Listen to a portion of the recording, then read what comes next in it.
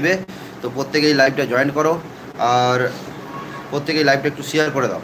প্রত্যেকেই লাইভটা জয়েন করো এবং প্রত্যেকেই লাইভটা একটু শেয়ার করে দাও। কেমন? আমাদের 5:30টায় বলেছিলাম, 5:30টার সময় কিন্তু লাইভটা চলে এলাম। তোমরা প্রত্যেকেই লাইভটা শেয়ার করো এবং ফটাফট করে জয়েন হয়ে যাও লাইভটা, ঠিক আছে? প্রত্যেকেই লাইভটা একটু জয়েন করে দাও,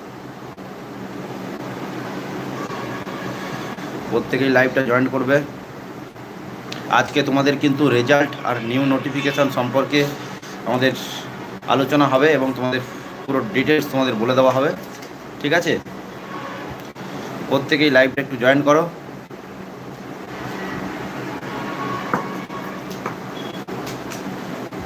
জয় হিন্দ পবিত্র মণ্ডল, জয় হিন্দ দাদা, জয় হিন্দ বাবু। প্রত্যেকেই লাইভটা একটু শেয়ার করে দাও, প্রত্যেকেই লাইভটা একটু শেয়ার করো।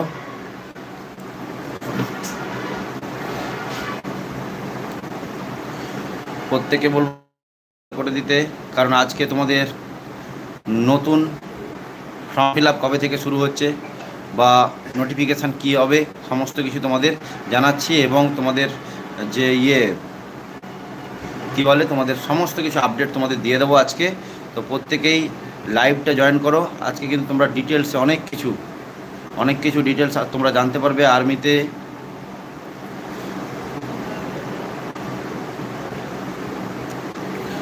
প্রত্যেকেই লাইভটা একবার করে জয়েন করবে।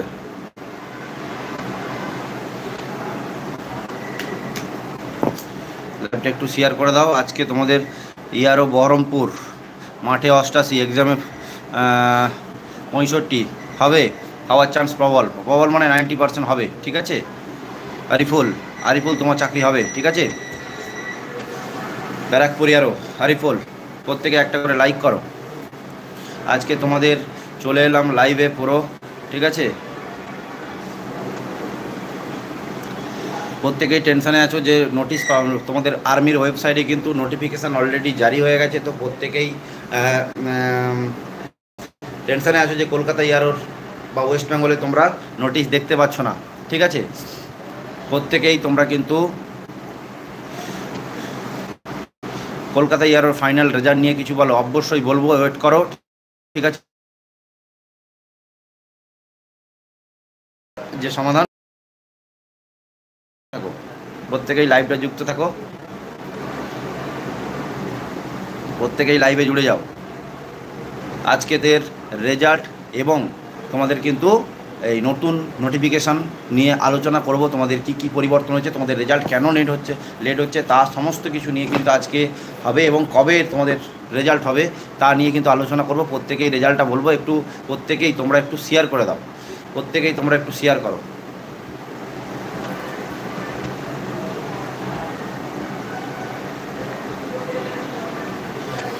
প্রত্যেকেই লাইভটা একটু শেয়ার করে দাও। দেখো তোমাদের বলে দিই, আজকে তোমরা ইন্ডিয়ান আর্মির ওয়েবসাইটে গেলে তোমরা কিন্তু সেখানে রেজাল্ট দেখতে পাবে না। প্রথম তোমাদের আজকে দেখতে পাবে, আজকে যে নোটিশ প্রকাশ হয়েছে সেটা কিন্তু তোমাদের নতুন ফর্ম ফিল আপ বা নতুন রেজিস্ট্রেশন কবে থেকে হবে তা নিয়ে কিন্তু একটা ডিটেলসে নোটিশ দিয়েছে, ঠিক আছে? তো সেখানে কি পরিবর্তন হয়েছে, কি হয়েছে সমস্ত কিছু তোমরা দেখতে পাবে।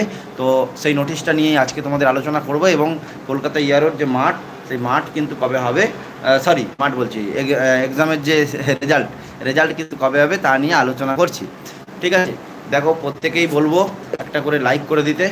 আজকে তোমাদের একটা নোটিফিকেশান জারি হয়েছে, যেই নোটিফিকেশানে তোমাদের কি বলেছে, সেখানে বলেছে যে 1/10/2004 থেকে 1/4/2008 মধ্যে যাদের বয়স, ঠিক আছে, তারাই শুধুমাত্র অগ্নিবীর স্কিমে ফর্ম ফিল আপ করতে পারবে।